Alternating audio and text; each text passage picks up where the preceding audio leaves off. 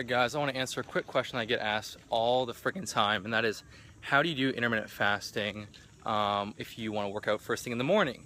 And I get this question probably more than anything else because I talk a lot about intermittent fasting for the different benefits, making it really enjoyable to lean down, maintain a low body fat. And so a lot of people actually can only conveniently work out first thing in the morning because once they start work, they're busy with their daily tasks, so on and so forth. So the only time they can consistently train is first thing in the morning.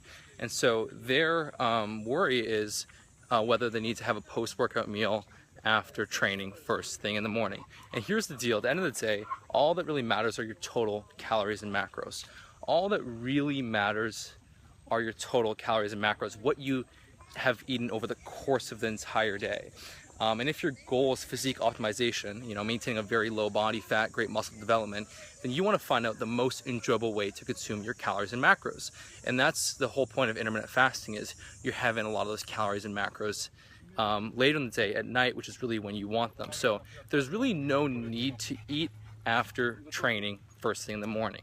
You're actually better off continuing the fast, getting the benefits of fasting, increase in growth hormone, and fat mobilization, and then having a huge post-workout meal. And what's really cool is that that post-workout meal will be extremely anabolic because you're in a fasted state, so you have more of an anabolic surge.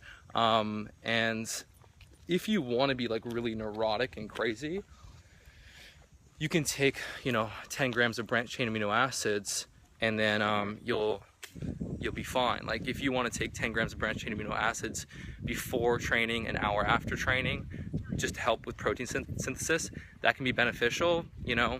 Research shows that branched chain amino acids help. They help with training to a certain extent, but I've seen little to no benefit from doing that kind of supplementing with branched chain amino acids. So, if you want to do it, I just don't think it's really necessary. I think you're just fine just to train first thing in the morning and then fast until your first meal of the day, and listen to your body. If you get hungry a few hours after your session, eat an apple or banana, and then continue to fast until your first meal. And here's the cool thing is, if you finish off your fast with a big meal of protein, let's say you had 90 grams of protein from like a pound of meat with some fats and some fibrous veggies. Well, that meal has got about, it's 100 grams of protein. That could take, 20 hours to digest because with the fat and the fiber, protein will digest very slowly, probably about 5 grams per hour. So if you had your last meal at 9 o'clock, it's very likely you could be having amino acids in your bloodstream till well into the early evening the following day. So for that reason, the idea of getting that post-workout meal is kind of irrelevant. But anyways, my approach is very simplistic, okay? It's, total calories and macros. If you train first thing in the morning, continue to fast until your first meal, and you're totally fine. Assuming you're getting enough protein each day, there's really no benefit of forcing yourself to eat protein immediately after training. It's counterproductive because it's going to make dieting harder. Yeah, so there's your answer. If you want to download my fasting report, it's at kinobody.com/fast. If you want to find out the most effective program of mine for you, go to kinobody.com/survey.